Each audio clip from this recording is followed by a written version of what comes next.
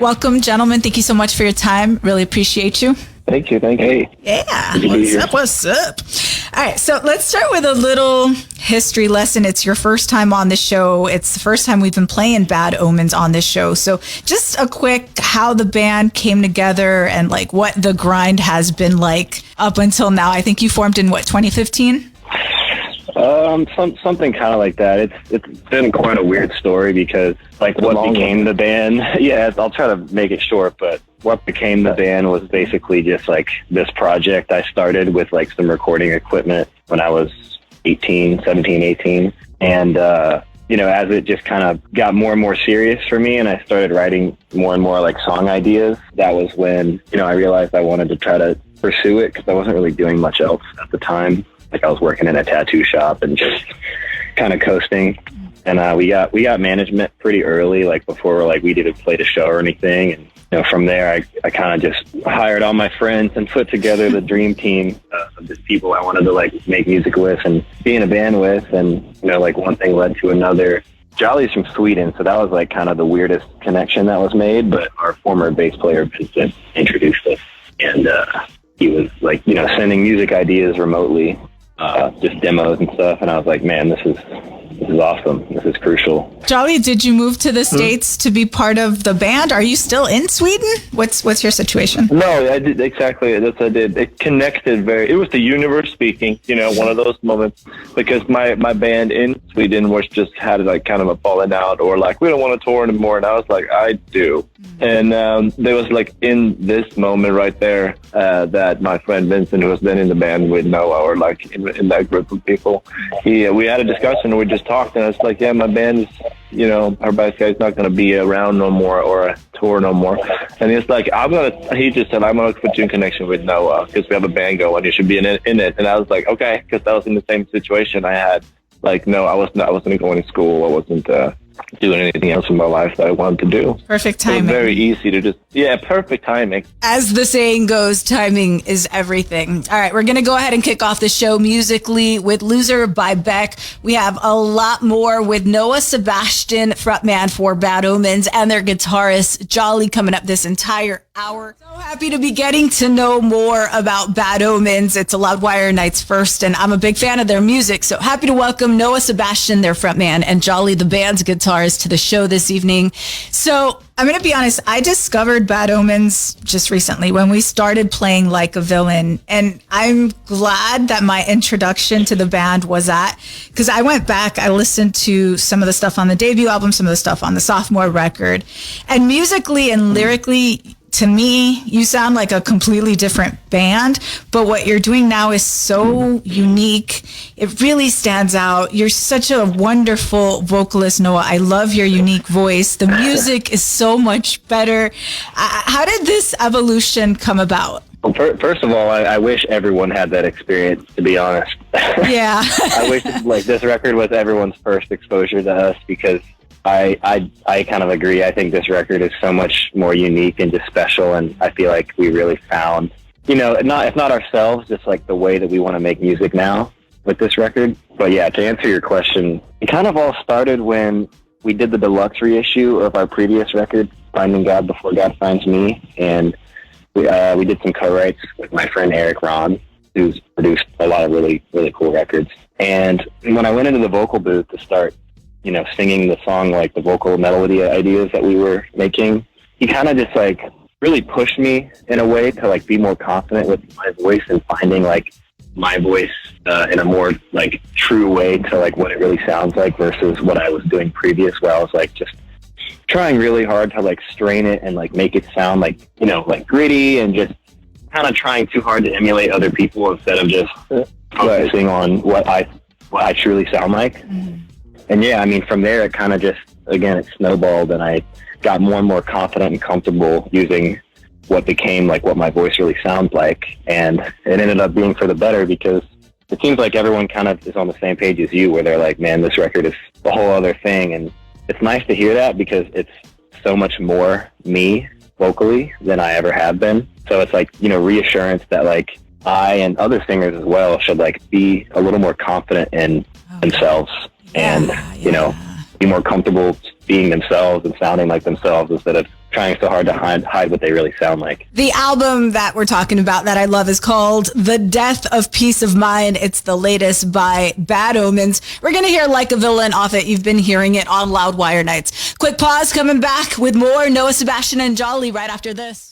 It's all about Bad Omens this evening as we welcome their frontman Noah Sebastian and guitarist Jolly to Loudwire Nights, talking about their latest album, The Death of Peace of Mind and Beyond. As I understand it, self-produced by you guys? Why go that route? Sometimes you can hear who produced the album, but Omens has that own little sound because it's me and Noah who produces it. Nice. Does that make sense? Yes. Yeah, of course. It's 100% you as opposed to like this other influence of somebody telling you what you should be that you're like, that's not our vision. That's not what we do. Of course. Yeah. No, that's not to say we definitely have a lot of great input from producers, but at the end of the day, we are the top dogs, and that's pretty cool to be able to say like, oh, I really appreciate what your feedback or input there, but we're just going to wing it and actually go with this because it feels right. Even if, we get great advice from someone that we really, truly value. And we've had so many naysayers along the way try to like tell us like we're kind of dumb for doing it that way, and that like, you should go to this producer or this co-writer. They've done this popular record, or they have this many album sales. And it's like, the way I think about it is like, if you go to some huge, rock producer that has, all these platinum records under his belt, like he's kind of done his time. You know what I mean? Like, he doesn't really have much else like on the line. Right. Like it's not as high stakes for him as it is for us. That's a great point. It's not to say you can't go to a producer and make a great record, but it's like that he's not going to care about it more than you when he's, made millions of dollars and countless records that went platinum or gold or whatever, and then he's kind of just chilling. Like it's not going to be as high stakes for him. I like that. His belly is already full, in other words. All right, we're going to do Nothing More, Tired of Waiting. We do have Like a Villain by Bad Omens coming up. More with their frontman and guitarist as well here on Loudwire Nights. Jolly, like how does the rest of the band feel about him tackling religion on these records in a way that maybe you agree with, maybe you don't, but it could be like a very sensitive topic? To me, not really. I think that everyone should definitely be able to believe what they want. Me personally would not consider myself religious, and I see God in a different way. So we don't usually have many religious talks in our band. The lyrics that I don't write personally is more for like as long as they sound good. I think it's Noah's stories. I can say for sure I'm definitely like over the religious themes and concepts. Like we did it a lot on the first two records, and it was cool. I think it's a good point to press. Like it was also cool. We approached one thing on the second record where we really wanted to like kind of confuse people that do like to dive that far into it, and people were kind of conflicted because they couldn't tell if we had like become a Christian band, because some of the songs were like very, condemning God and religion in a way. Yeah. And some of them were like kind of written from the point of view as like a religious figure on the second record. Mm-hmm. And I think it just made it fun for people that try to assume things, that just because, your song isn't saying directly like F you to God, that like, but you're still talking about God, that you're a Christian band. And it's like, the whole thing has always just been concepts. You know what I mean? Because I used to think like religious imagery and, concepts were really cool and exciting. And, the main reason we don't really talk about it that much on this record is because we just did it so much on the first two, and I'm just tired of writing, lyrics about God and the devil and stuff, regardless of, my spirituality or your religion. Like, I just think it's kind of tired and played out for us. I was reading some of the comments on your YouTube videos, some of the latest videos, and so many people saying, I can't believe this band hasn't been in my life before this moment. I'm wondering if you're seeing that translate into asses and seats at the live shows? Oh, definitely. I think so for sure. Like when we go on tour and I like try to meticulously scope like who in the room amongst 1,000 to 2,000 people is like mouthing the words. Mm-hmm. That to me is like my way of measuring like how it's working, and especially when it comes to the set list that we make, because I think I can speak for most musicians when I say it's kind of our dream to make a new record and have it outshine our previous ones, because almost all musicians are tired of playing their old music, or they hate playing their old music. And I feel like we're no different in that way. Like, we all love playing the new stuff because it's fresh and exciting. And I especially like it because of the vocal aspect. And like when we play our old stuff, sometimes I have to like kind of sing it in a way that's more catered to how I sing now, so it doesn't sound as much like the record as the new songs do live. But yeah, I definitely think that no one has any complaints, even our older fans, because our like top song on Spotify, or I guess it used to be our top song, we don't even play it live anymore. And I don't think I've seen like one comment on YouTube or like tweets or anything being like, "Why are you playing this song? This is your best song." Like, I think everyone's ready to move past it with us. Yeah. A lot of new people. That was actually a real thing when we took it off the set list for the first time. We were like, all right, we're doing this.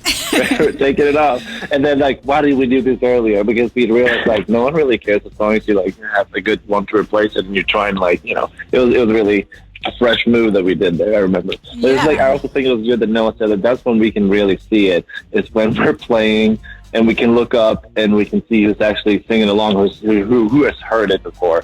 And yes, I feel like now the last year or whatever with these releases has more and more, I've seen more and more people, and I can see the growth in person from the stage or whatever. I think that's cool. I could understand like the concern of taking it off because, you know, rock and metal fans, they'll turn on you. Like, you come out with something new and then all of a sudden it's like, I like the old album. Why don't you sound like this anymore? Why aren't you doing that anymore? Like, if they don't like it, they will be the first to let you know. But as far as what I've seen, it's all like positive stuff, and a bunch of people like, I just discovered this band. They're my new favorite band, which is kind of how I feel. Like, I just discovered you, and then I listened to the new album, and I'm like, how did I not know about this band? And then I went back further, and I was like, oh, okay. Well, I think our fans have kind of learned at this point that we don't really care.